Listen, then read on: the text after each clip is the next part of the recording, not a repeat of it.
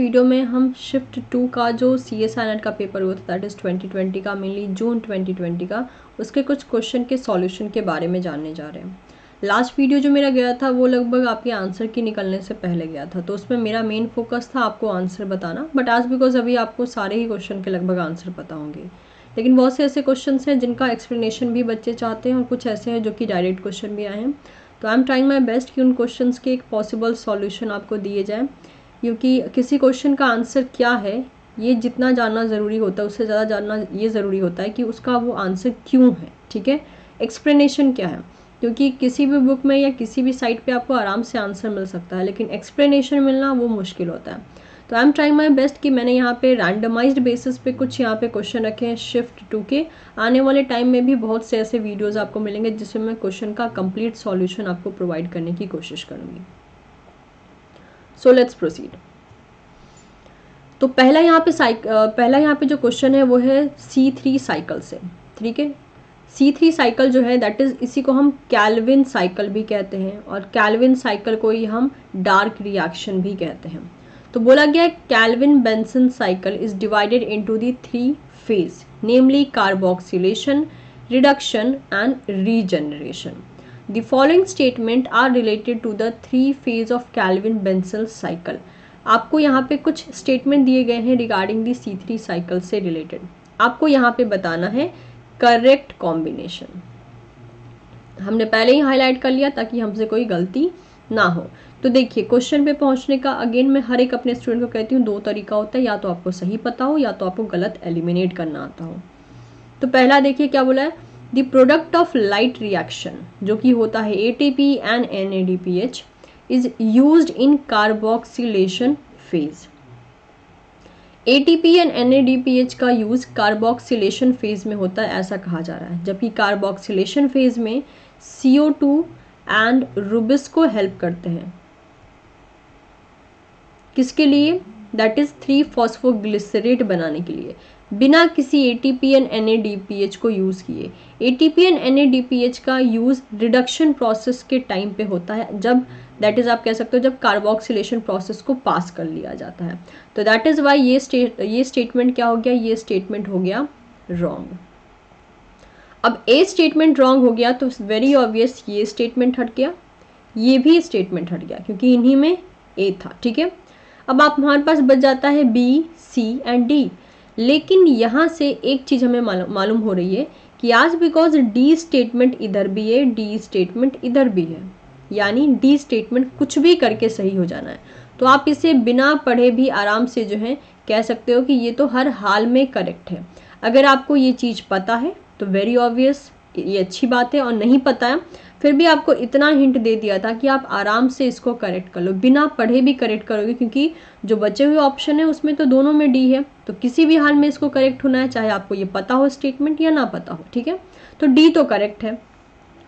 B देखते हैं क्या बोला गया है, 6 molecule of three-phosphoglycerate is converted into the 6 molecule of glyceraldehyde 3-phosphate in the reduction phase।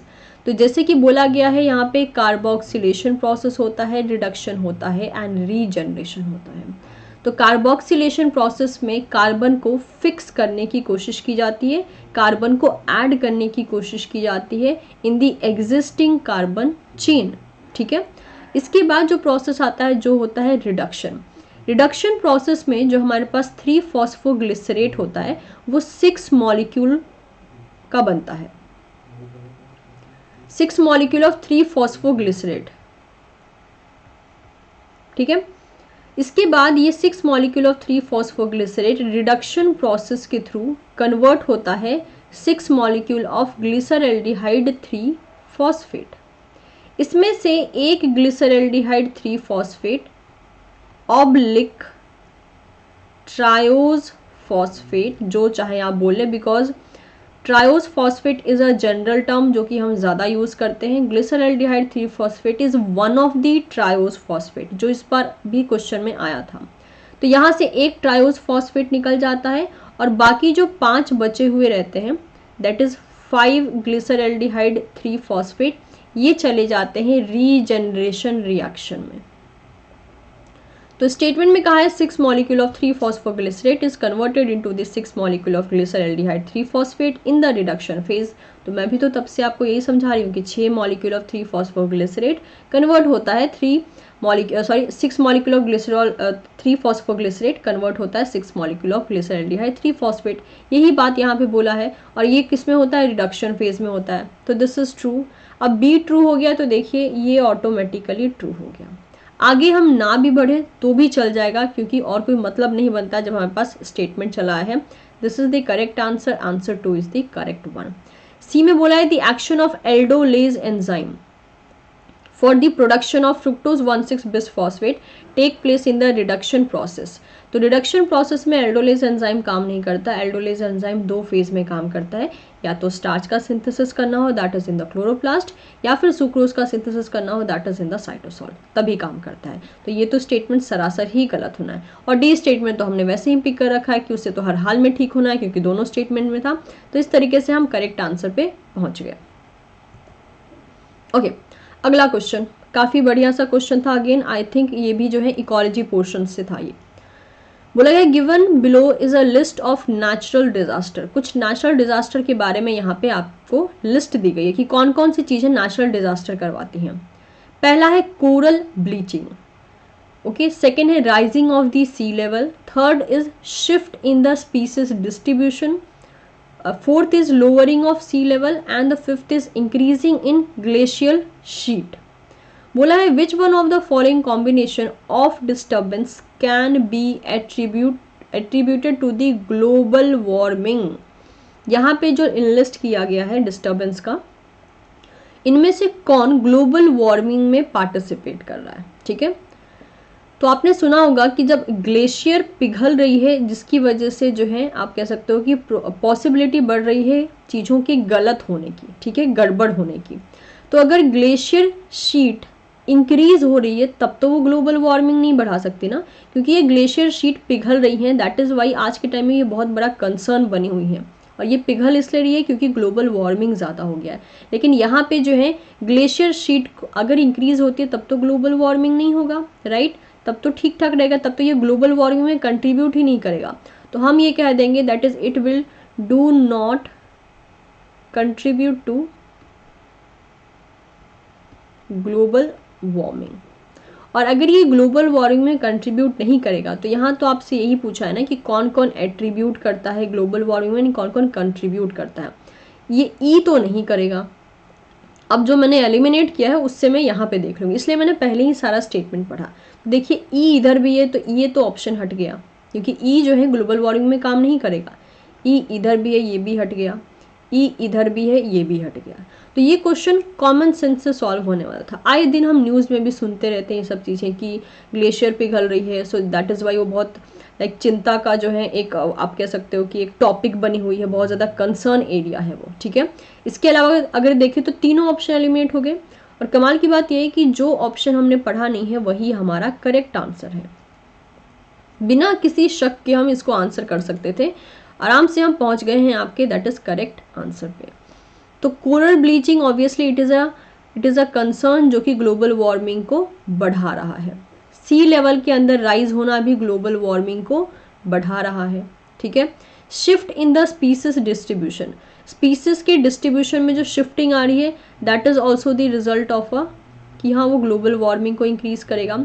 Lowering of the sea level, एक साथ राइज होना ग्लोबल वार्मिंग को बढ़ा रहा है और कम होना ग्लोबल वार्मिंग को बढ़ा है, दोनों एक साथ नहीं हो सकता क्योंकि दोनों के दोनों कॉन्ट्राडिक्टरी स्टेटमेंट है। तो अगर हम पिक कर रहे हैं कि सी लेवल में राइजिंग हो रही है इसलिए ग्लोबल वार्मिंग बढ़ रहा है, तो lowering of the sea level तो वेरी ऑब्वियस ये तो ग्लोबल वार्मिंग नहीं बढ़ाएगा। तो जो हमारा आंसर होता है वो हम सेकेंड पुट कर सकते हैं बिना किसी प्रॉब्लम के, क्योंकि हमने आराम से पहले ही ऑप्शन जो है ई ऑप्शन को एलिमिनेट कर दिया था। ओके, अगला अगेन बहुत ही बढ़िया सा क्वेश्चन था। ऑल दो ग्राफ को, ठीक है, ये सब सारा का सारा खेल ग्राफ का है।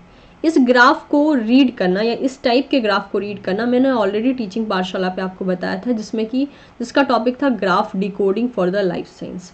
उसमें मैंने लगभग 5 से 6 टाइप के ग्राफ के बारे में डिस्कस किया था। इसमें 2 टाइप के ग्राफ को एक साथ पूछ लिया गया।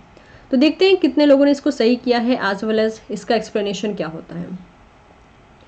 The bubble plot shows an effect of temperature and precipitation on the annual growth of tree of a certain species। ठीक है, तो यहाँ पे बता रखा है कि ट्री पे टेम्परेचर का एंड प्रेसिपिटेशन का इफेक्ट क्या पड़ता है। फिर है द एरिया ऑफ बबल, यानी ये एरिया जो बबल का एरिया है, कुछ बबल छोटे हैं कुछ बबल बड़े हैं। ठीक है, यहाँ पे देखिए, यहाँ तक तो आते आते एकदम ही छोटे हो गए हैं, दिखना भी बंद हो गए ये छोटे छोटे से bubbles. The area of a bubble is proportional to the tree growth. Okay, जितना एरिया है वो ट्री ग्रोथ के प्रोपोर्शनल है, मतलब जितना बड़ा एरिया मतलब ट्री का ग्रोथ उतना ज़्यादा। Okay, size of the bubble, size of bubble is directly proportional to the tree growth. यही बोला गया है क्वेश्चन में कि जितना ज़्यादा बड़ा बबल का साइज होगा उतना ही ज़्यादा ट्री का ग्रोथ होगा। जितना छोटा दैट इज बबल का साइज होगा उतना ही कम ट्री का ग्रोथ होगा। इसे हम कहते हैं डायरेक्टली प्रोपोर्शनल। ये यहाँ पे दिया गया है। ठीक है, ट्री ग्रोथ के प्रोपोर्शनल है कौन? एरिया ऑफ बबल, यानी हम पूरे के पूरे कितना एरिया ऑक्यूपाई कर रखा है। ज़्यादा बड़ा बबल है तो ज़्यादा एरिया ऑक्यूपाई करेगा, छोटा बबल है तो छोटा एरिया ऑक्यूपाई करेगा। तो इसके बाद देखना है that is based on the plot the growth of the tree is. अब हम यहाँ पे जाने से पहले, ठीक है, अगर हम इसको एनालाइज करें तो पहले अगर हम ऑप्शन 1 2 पढ़ लेंगे तो हमें मालूम हो जाएगा कि यहाँ पे बोला है कि कौन सा डायरेक्टली प्रोपोर्शनल हो रहा है, कौन सा इन्वर्सली हो रहा है। यानी हमें यहाँ पे डायरेक्टली और इन्वर्सली लेकर चलना है। तो मैं ज़रा सा कलर चेंज कर लेती हूँ ताकि आपको अच्छे से चीज़ें नजर आए। तो देखिए, टेम्परेचर यहाँ पे कम है, यहाँ पे ज़्यादा है। ठीक है, जो लार्ज साइज के बबल हैं वो भी यहाँ पे ज़्यादा हैं, और आगे बढ़ते बढ़ते मतलब इधर पे बबल का साइज हाई है, इस एरिया में आते आते बबल का साइज कम हो रहा है। देख रहे हैं आप, यहाँ पे छोटे छोटे से हो गए। यानी अगर मैं इसको ऐसे मैच करूं तो ये क्या बता रहा है? ये बता रहा है कि टेम्परेचर के साथ जितना ज़्यादा टेम्परेचर उतना ही ज़्यादा बड़ा बबल मिल रहा है। ज़्यादा बड़ा यानी ज़्यादा बड़ा साइज का बबल यानी ट्री का ग्रोथ ज़्यादा होना, क्योंकि डायरेक्टली प्रोपोर्शनल है। तो हमारे पास यहाँ पे एक रिजल्ट आया कि higher the temperature higher will be tree growth, right. यही हम यहाँ से कंक्लूड कर सकते हैं कि जितना ज़्यादा हाई टेम्परेचर रहेगा ट्री का ग्रोथ भी उतना ही रहेगा। इस रिलेशन को हम क्या कहते हैं? इस रिलेशन को हम बोलते हैं डायरेक्टली प्रोपोर्शनल, राइट। चलिए अब एक और कलर ले लेते हैं, दूसरा आपको दिखाने की कोशिश करते हैं। अब आते हैं प्रेसिपिटेशन पे। तो प्रेसिपिटेशन यहाँ पे लो रहेगा, यहाँ पे हाई रहेगा। तो हाई प्रेसिपिटेशन एरिया में ज़रा देखिए, क्या कोई बबल बचा है बड़े साइज का? कोई बबल नहीं बचा है। इनफैक्ट यहाँ पे आपको देखने को मिल रहा है छोटे साइज का बबल, राइट। तो इससे हम प्रेसिपिटेशन पे क्या कर सकते हैं? प्रेसिपिटेशन तो जितना यहाँ पे बढ़ रहा है उतना ही हाई होता जा रहा है। तो हम सेकेंड यहाँ पे इंटरप्रिटेशन क्या कर सकते हैं? Higher the precipitation that is low will be tree growth.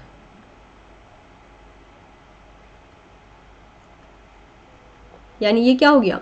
एक हाई एक लो। इसे हम क्या कहते हैं? इसे हम कहते हैं इनवर्सली प्रोपोर्शनल, राइट।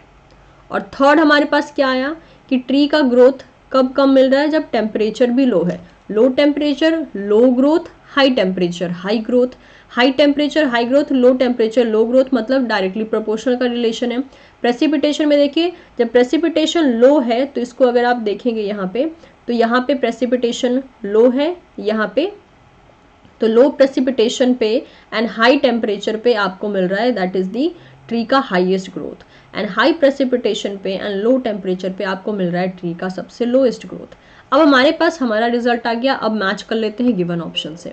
पहला है directly proportional to both the, बोला है कि based on the plot the growth of the tree is, growth of the tree is directly proportional to the both precipitation and temperature. नहीं, दोनों की directly proportional तो नहीं है, एक डायरेक्टली एक इनवर्सली है। सेकेंड देखिए, growth of the tree is directly proportional to the precipitation. Precipitation की डायरेक्टली प्रोपोर्शनल नहीं है, इट इज इनवर्सली प्रोपोर्शनल। ये भी गलत।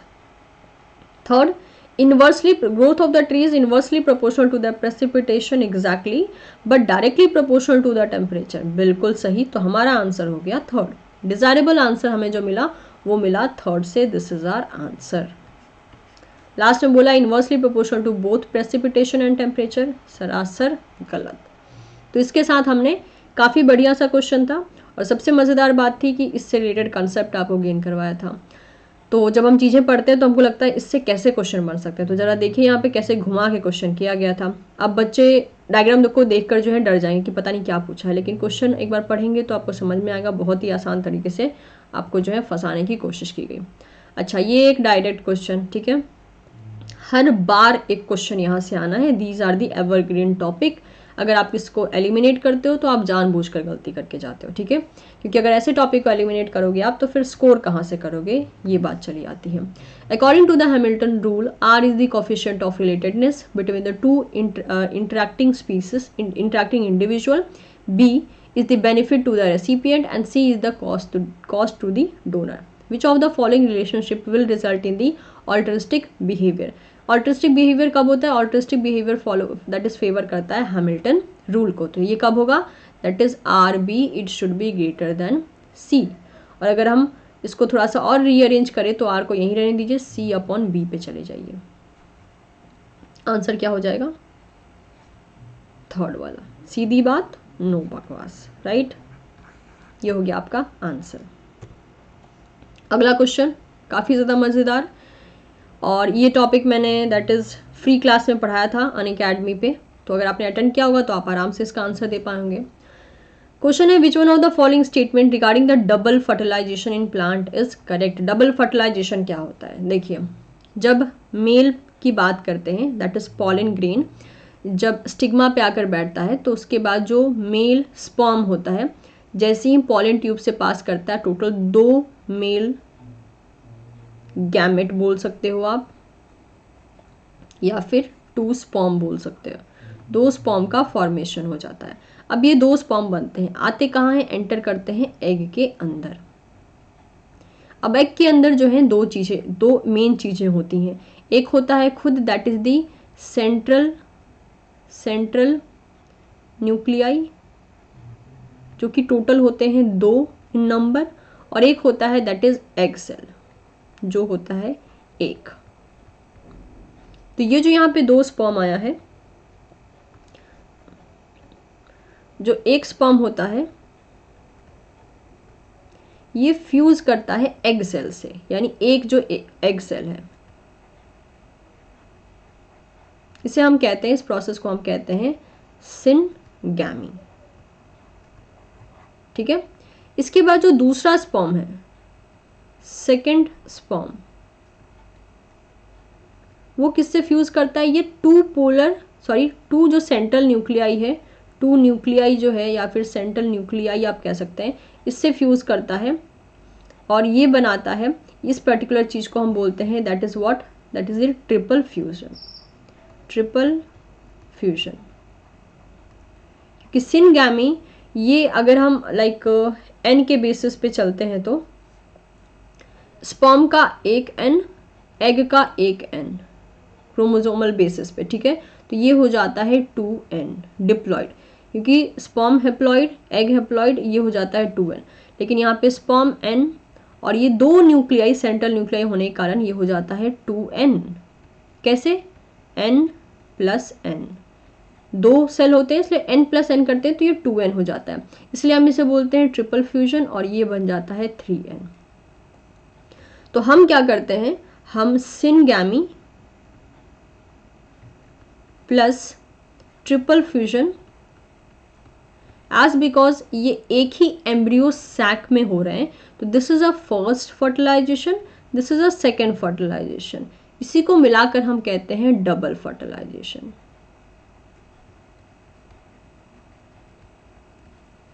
यही आपसे क्वेश्चन में पूछा है, देख लीजिए।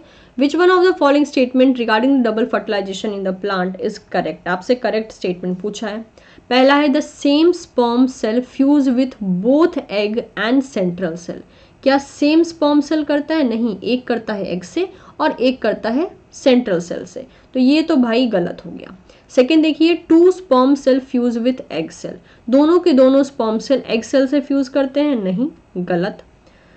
फिर मेंशन है 1 sperm cell fuse with the egg cell, बिल्कुल सही, and the second with the central cell, बिल्कुल, जिसे हम सेंट्रल न्यूक्लियाई कह रहे हैं। तो ये हो गया हमारा डिजायरेबल आंसर। लास्ट है 2 sperm cell fuse with the central cell, सरासर गलत। तो आपने देखा डायरेक्ट क्वेश्चन भी है, ये पूरा डायरेक्ट इन्फॉर्मेशन है जो मैंने आपको दिया है। तो डायरेक्ट क्वेश्चन भी थे, घुमाऊ क्वेश्चन भी थे और दिमाग को थोड़े से चलाने वाले भी थे। तो नेक्स्ट वीडियो में अगेन मैं ऐसे ही कुछ और क्वेश्चन का कंप्लीट सॉल्यूशन लेकर आऊंगी और साथ साथ मैं आपको समझाऊंगी कि अगर मैं थर्ड ऑप्शन पिक कर रही हूँ तो क्यों पिक कर रही हूँ, क्योंकि आपके पास आंसर तो आ गया है लेकिन बहुत से बच्चे अभी भी एक्सप्लेनेशन ढूंढ रहे हैं कि मैम इसका एक्सप्लेनेशन क्या होगा। तो 1 बाय 1 करके बहुत सी वीडियोज आएंगी क्वेश्चंस पे, मैं पूरी कोशिश करूंगी कि मैक्स टू मैक्स क्वेश्चन का मैं आपके सामने कंप्लीट सॉल्यूशन प्रोवाइड करूं। So thank you so much everyone. Video अच्छा लगा हो तो इसे लाइक ज़रूर करें, एज वेल एज अपने दोस्तों के साथ भी आप इसे शेयर कर सकते हैं। Thank you so much.